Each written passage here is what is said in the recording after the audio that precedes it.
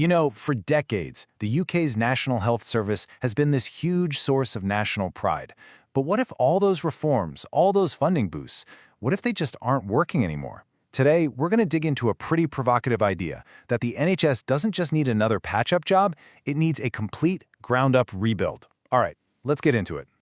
And this whole idea, this concept of a total rebuild, it really kicks off with a powerful metaphor.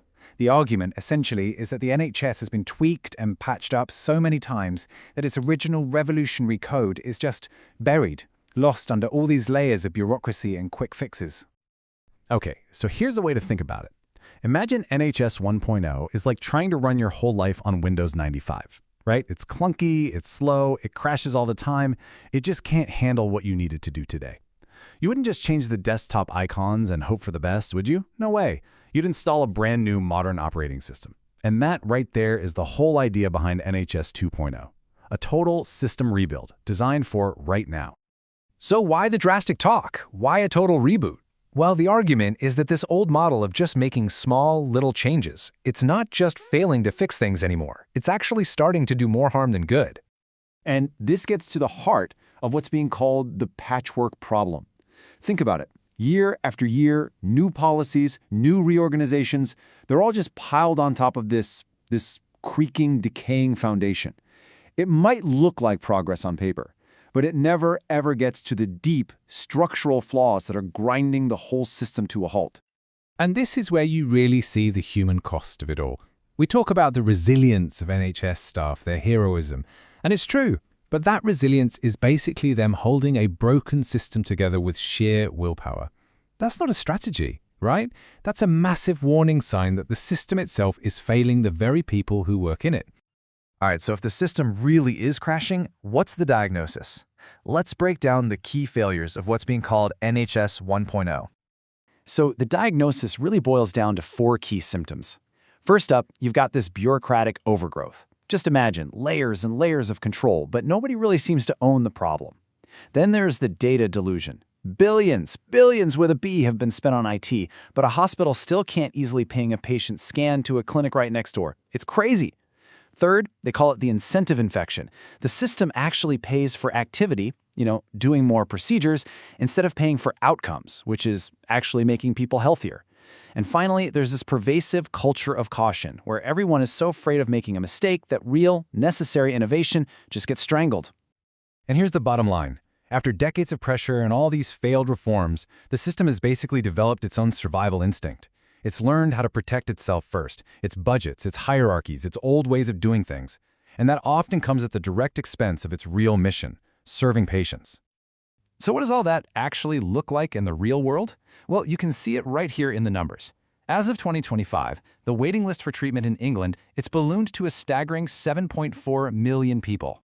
And let's be really clear, that number, it's not just a statistic on a chart. Behind every one of those numbers is a person, a family. As the source material puts it so bluntly, every delay has a body count. That is the real human cost of a failing system. And this graph, wow, this really shows what you could call a technology time warp.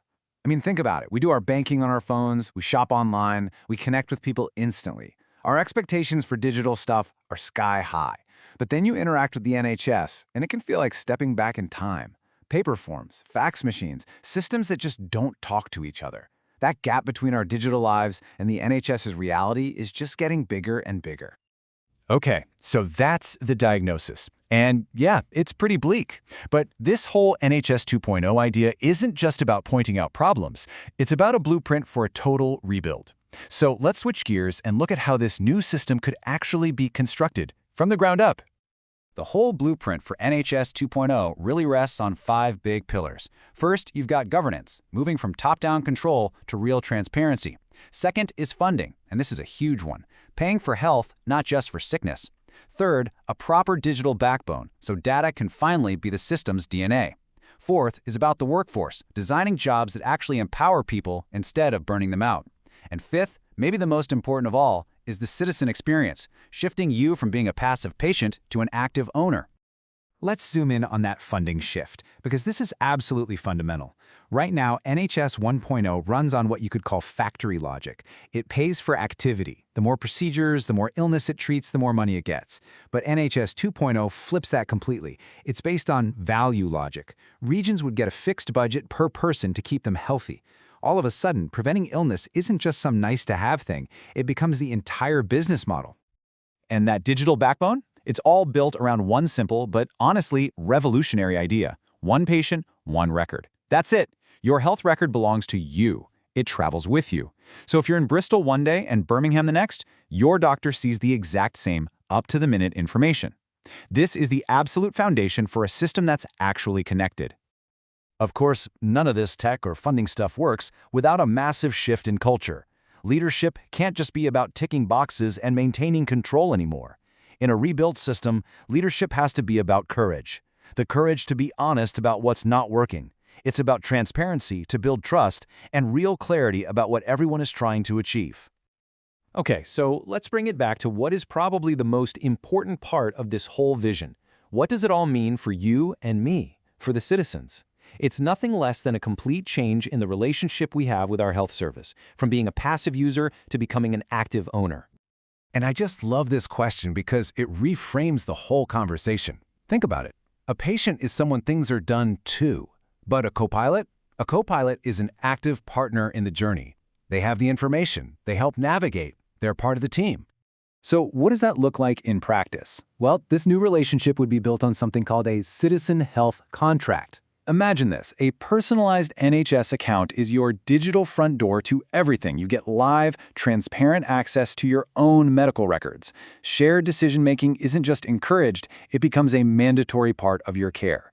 New services are actually co-designed with panels of citizens. It's a world where health isn't something you just consume, it's something we all co-produce together. So, in the end, the vision here is for the NHS to be so much more than just a provider of services.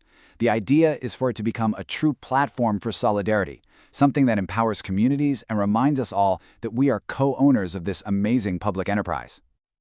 And this is such an important point to land on. This call for a rebuild, it's not some betrayal of the NHS or an attack on its values. It's actually the complete opposite. The argument is that the best way to honor those founding principles is to give them machinery that can actually work in the 21st century. And so that leaves us with this final, really provocative question. When you look at the rising demand, the exhausted workforce, the outdated tech, maybe the choice isn't between a little reform and just keeping things as they are. Maybe the real choice is between a radical rebuild, a version 2.0, or just watching this institution we treasure slowly fade away. It really makes you think, doesn't it?